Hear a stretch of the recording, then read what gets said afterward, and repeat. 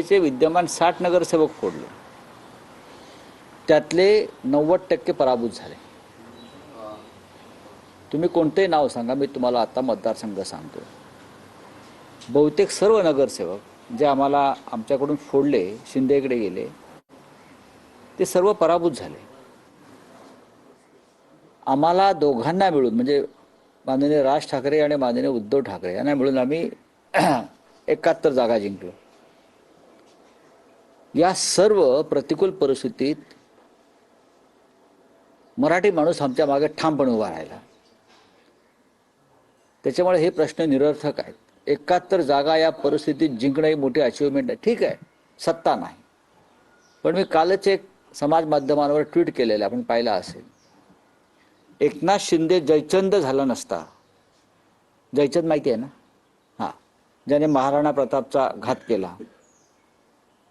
एकनाथ शिंदे जयचंद झाला नसता तर या भाजपच्या 100 पिढ्या उतरल्या असत्या तरी या मुंबईवर भारतीय जनता पक्षाचा, म्हणजे महाराष्ट्र द्वेष्ट्यांचा महापौर बसला नसता आणि झेंडा फडकला नसता.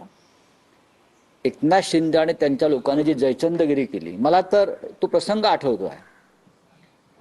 शनिवार वाड्यावरचा जरीपटका उतरवला,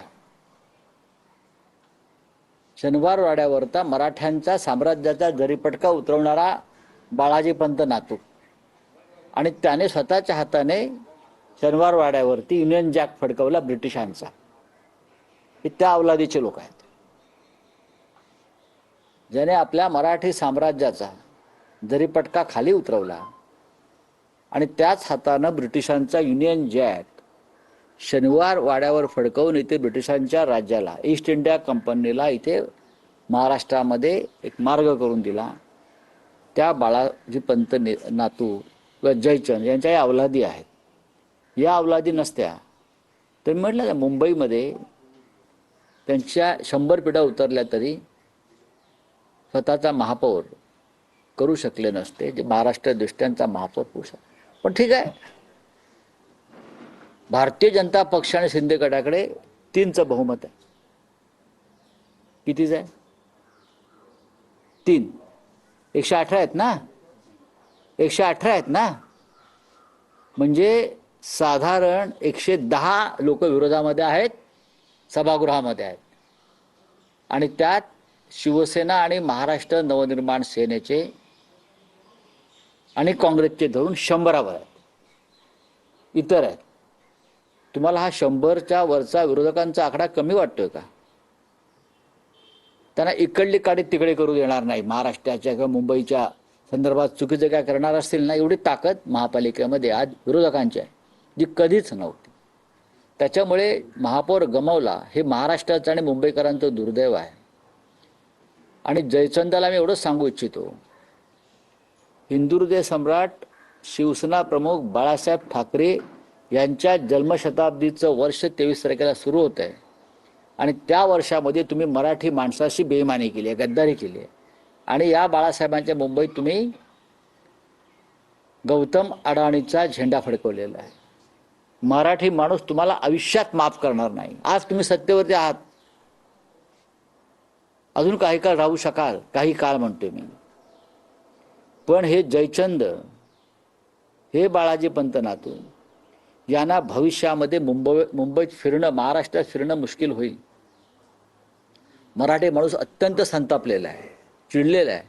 ज्या एकजुटीनं तो ठाकरे बंधूंच्या मागे उभा राहिला, ही अभूतपूर्व अशी घटना आहे. किंवा तुम्ही आमच्या 12 जागा, मग मनसे आणि शिवसेनेच्या 12 ते 13 जागा या 50 ते 200 मताच्या फरकानं दुर्दैवानं पडल्या.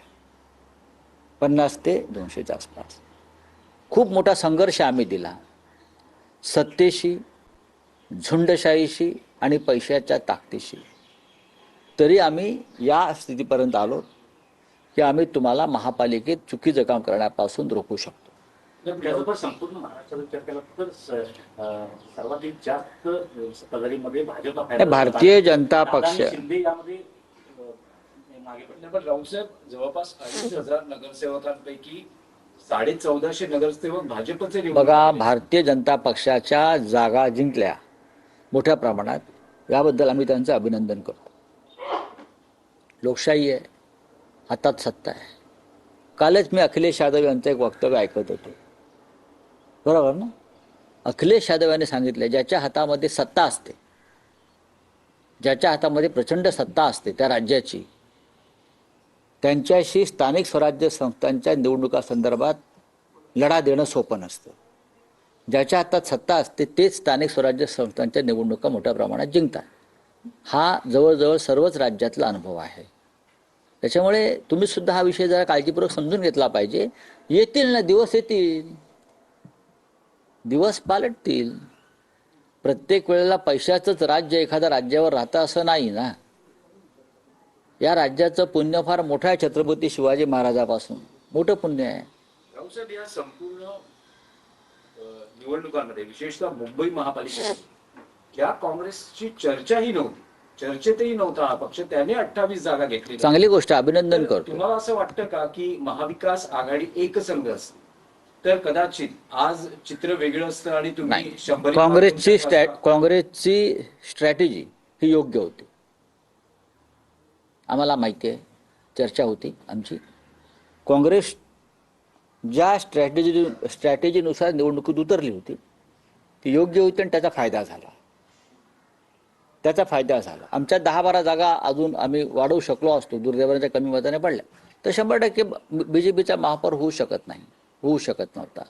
पण तरीही आम्ही एक प्रबळ आणि मजबूत विरोधी पक्ष महापालिकेत, शिवसेना, महाराष्ट्र नवनिर्माण सेना, काँग्रेस आणि इतर सगळे, आम्ही भारतीय जनता पक्षाच्या तोंडाला फेस आणू. त्यांना मुंबई अडाणीच्या घशात कोणत्याही परिस्थिती घालू देणार नाही. आणि ठेकेदारांचं राज्य सत्ताधारी नाही ते विरोधी पक्ष उलथवून टाकेल. मुंबईच्या